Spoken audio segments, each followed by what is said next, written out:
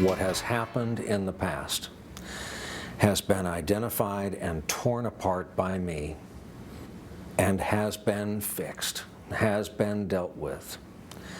And going forward, there are going to be different rules of the road. I know why people feel the way they do. I get this. I'm responsible for this. I am sorry. Brian Williams, the anchorman, formerly, launching an apology tour of sorts, saying he's sorry for telling stories that were not true. He's speaking out in his first interview since being suspended in February for lying about being on a helicopter that was brought down by shell fire in Iraq. That didn't happen. In that interview with Matt Lauer, Williams did not specifically, though, say he lied, but that he told the story correctly for a long time, and then he told it incorrectly for a long time.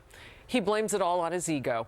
The disgraced journalist, as he's being called by some, has been demoted to an anchor spot at MSNBC on cable when he returns to the air in August. Lester Holt will take his place in broadcast on NBC Nightly News. All right, so Katie, I'm going to come to you first on this, because you said that telling a story correctly and telling a story incorrectly is what?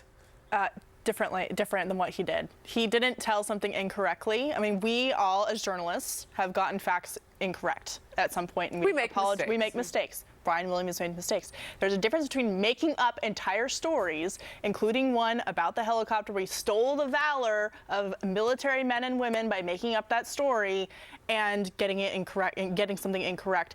It's interesting in the interview that he says the rules of the road have changed. Have what are the rules of the road? Going to MSNBC where they make things up a lot, changing the rules of the road. No, they're just giving him a venue where he can do what he wants without accountability. So why that venue and not NBC? I mean, they do have other things on their air they have a morning show, right? They have some other thing. Well, I guess you have Matt Lauer there. But my question for you, though, Pete, if some of these military people who were on the chopper and some of their families had not pressed forth with the truth, might we even know what it is? Oh, not at all. It would have been completely swept under the rug. We've had 4 or 5 more embellished stories that he's gone on with. Absolutely. My question is, when is the apology tour going to come to Fox News?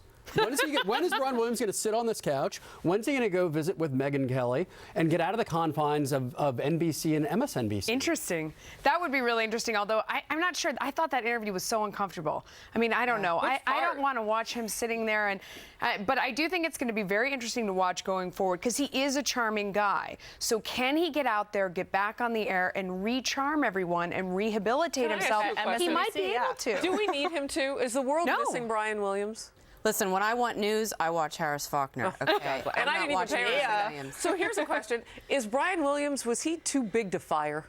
Yes, and they say this is why. He got fired. Come on, he got fired. He didn't get fired. He has another job. You and I get fired. We don't have another job. That's fired. In the first place, because the powers that be over at MSNBC and NBC knew that he was fabricating things for years. He became bigger than the channel. Because he could take people with him? And the bosses were no. Maybe the bosses were scared, because he was such a huge personality. I mean, when you think about it, Brian Williams was the face of that entire network, basically, at NBC News. Yeah. It was almost like they were too intimidated to pull him aside and say, hey, listen, we know you're making stuff up. Right. Quit it. The only thing I believe in second chances. I do believe in forgiveness.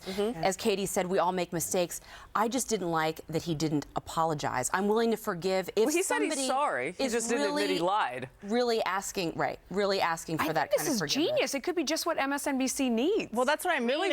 I don't think he's going to have a problem with the MSNBC audience of having to re-charm and gain trust, because those people don't necessarily believe in the facts and the truth. I mean, when he talks about misleading, he says, I didn't mean to mislead people, but then in his own argument in his interview, he talks about how he really did mislead people because he wanted people to think that he was bigger and better than he actually was. And so I don't think he's going to have a problem at MSNBC making his case. And I think it says a lot about the audience there and a lot about the totality of resolution. Very clever. Right. That's your opinion as a viewer. I want to dig deeper, though, and get your thoughts as a journalist. Right. Because, you know, you build sources. I mean, a journalist isn't worth very much if your sources don't trust you. So if NBC has decided that America might not watch him because they don't trust him, Who's going to talk to him? I mean, I think it was a genius resolution on their part because he goes to MSNBC. I'm not sure it is as much about reporting as hosting. You know, I mean, he goes on, he hosts a program. He is very charming. He can be very funny. I mean, it's a great chance for them to draw viewers. I don't know. I think it's going to end up working out great for NBC. In journalism, one thing that you can do a lot of different things in journalism. There's only one non-negotiable: don't lie. And he did it. And he did. I'm going to leave it there. We'll move on.